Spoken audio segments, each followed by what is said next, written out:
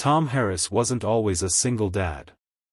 Just 2 years ago, he was a husband, a coworker, a neighbor everyone recognized, the man who waved while mowing the lawn on Sundays. But life has a way of testing people, sometimes harder than they expect. After his wife Sarah passed away suddenly from a heart condition, Tom's world collapsed. He went from sharing responsibilities to doing everything alone overnight. Raising his 7-year-old daughter, Lily, became both his purpose and his biggest challenge. She was bright, sweet, and full of life, but every now and then Tom saw the loneliness behind her brave smile. He tried everything: pack lunches, bedtime stories, painting nails on weekends, even though he barely understood anything about glitter and sparkles. Money was tight. They lived in a tiny rented apartment with leaky faucets and thin walls.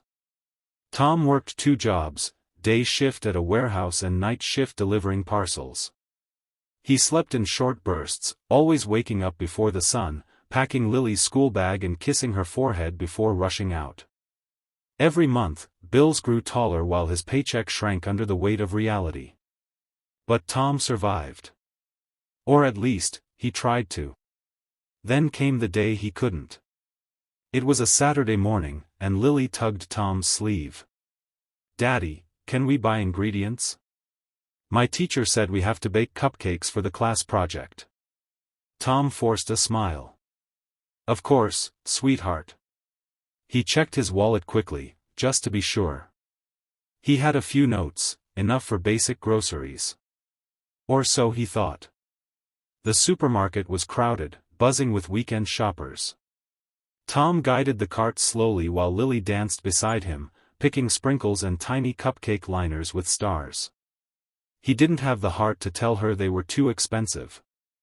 She was rarely this excited about anything since her mom passed, so he let her have the small joys. At the checkout counter, the cashier scanned the items. The total flashed on the screen, higher than Tom expected. He reached for his wallet. Opened it. His heart dropped. Empty. Not a single note. He felt the blood drain from his face. He checked his pockets, jacket, even looked inside the cart as if money might be hiding somewhere. People behind him sighed loudly. "Sir?" the cashier asked, irritated. "Payment?" Tom swallowed hard. I don't know what happened. I thought I had." Lily looked up at him, worried. "Daddy?" He felt humiliation burning inside him. He considered putting everything back. He considered running. He considered crying. Instead, he whispered, "I'm sorry." And at that exact moment, a deep voice behind him said, "I'll pay his bill." Tom turned around. A man in his late 30s stood behind him, clean suit, neatly trimmed beard, gentle eyes. He smiled softly. "It's okay," the man said. "Let me take care of it." Tom shook his head. No, I can't let you." "Please," the man insisted. "We've all had days like this." Embarrassed and overwhelmed, Tom finally nodded. The stranger paid, collected the bags, and handed them to Tom with a warm smile. Before Tom could thank him properly, the stranger simply said, "You're doing great. Keep going," and walked away. Lily waved at him, her eyes shining. "Thank you, mister." The stranger smiled back, but there was something in his eyes, something that said he understood exactly what Tom was going through. That night, Tom couldn't sleep.